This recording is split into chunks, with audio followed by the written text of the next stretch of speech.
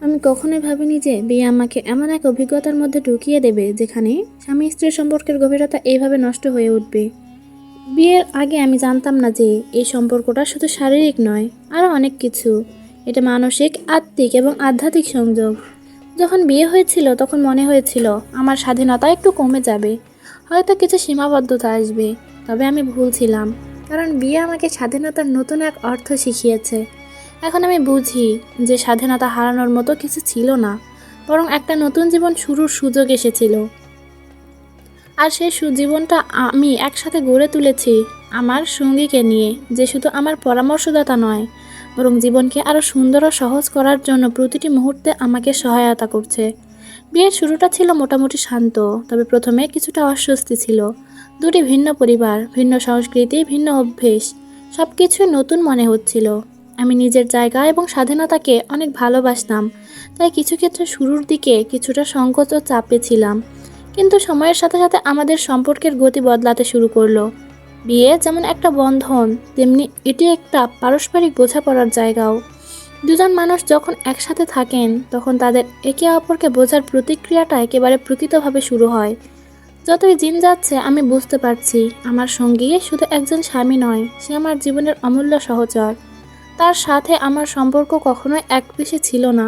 প্রথম দিন থেকে আমি লক্ষ্য করেছিলাম সে আমার প্রতি কতটা সহানুভূতিশীল ছিল। যখন আমি কোনো সমস্যার মুখোমুখি হতাম, সে আমার পাশে দাঁড়িয়ে আমাকে সমাধান খুঁজে বের করতে সাহায্য করত। তবে আমার মধ্যে যে ভয়টা ছিল, বিয়ের পর যদি নিজের জীবনটা হারিয়ে ফেলি, তা কখনোই আসেনি। বরং আমার জীবনের একটি নতুন দিক উন্মোচিত হয়েছে। আমার সঙ্গী আমাকে নিজের মতো থাকতে দেয়, কিন্তু সেই সাথে আমাকে জীবনের কঠিন সিদ্ধান্তগুলো নিতে সাহায্য করে। আমি যখনই জীবনের বড় কোনো প্রশ্ন বা সিদ্ধান্তের সামনে দাঁড়াই, সে আমার পাশে থাকে। আমার পরামর্শ, আমি তা অনেকবার এমন কিছু করেছি যা আগে ভাবতাম আমি কখনোই করতে পারবো না। তার বিশ্বাস আমাকে সাহস দেয়। সে আমাকে শুধু শারীরিকভাবে নয়, মানসিকভাবেও শক্তি দেয়। আমরা একে অপরের শক্তি ও দুর্বলতাগুলো জানি, এবং সেই দুর্বলতাগুলো আমরা একে অপরকে পূর্ণতা দিয়ে পরিপূর্ণ করি। একদিন আমরা দুজন খুব কঠিন সময়ে ছিলাম। আমি আমার কাজের জগতে কিছু সমস্যা নিয়ে ভুগছিলাম, আর সে একটা ব্যক্তিগত বিষয় নিয়ে দুশ্চিন্তায় ছিল। আমরা দুজনেই একে অপরকে সমর্থন ও পরামর্শ দিতে পারছিলাম না, কারণ নিজেদের সমস্যার ভেতর ডুবেছিলাম।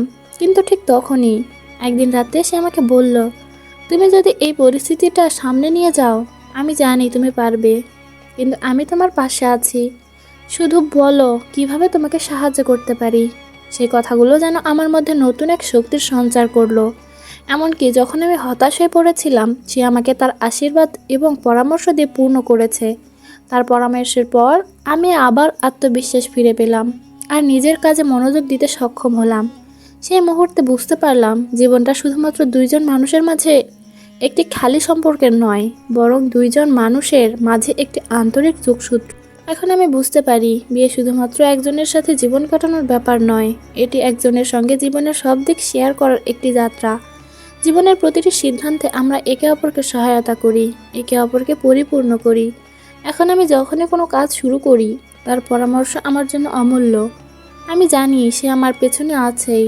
যখনই আমাকে তার সাহায্য প্রয়োজন, সে সবসময় আমার পাশে থাকবে। তার সহানুভূতির কাছে আমি একে একে হারিয়ে গেছি। তার ভালোবাসায়, তার সহানুভূতিতে আমি বুঝেছি জীবন আসলে একে অপরকে ভালোবেসে এবং একে অপরকে সহায়তা করে গড়ে তোলা যায়। যে বিষয়টি আমাকে প্রথমে ভয় ধরিয়েছিল, এখন তা আমার শক্তি হয়ে উঠেছে। আমি জানি জীবনের সকল চড়াই উতরাই, খুশি ও দুঃখ সব কিছুই আমরা একসাথে পার করব। বিয়ের আগে আমি স্বপ্ন দেখতাম, কিন্তু এখন সেই স্বপ্নটা পূর্ণতা পেয়েছে। আমি কখনো ভাবিনি, তবে এখন আমি জানি বিয়ে মানে শুধু দুজন মানুষের সম্পর্ক নয়, এটি একে অপরকে সাহায্য করার একটি দীর্ঘ পথ। জীবনকে আমি তার সাথে পূর্ণভাবে অনুভব করি, এবং এখন এটি আমার সবচেয়ে বড় আশীর্বাদ।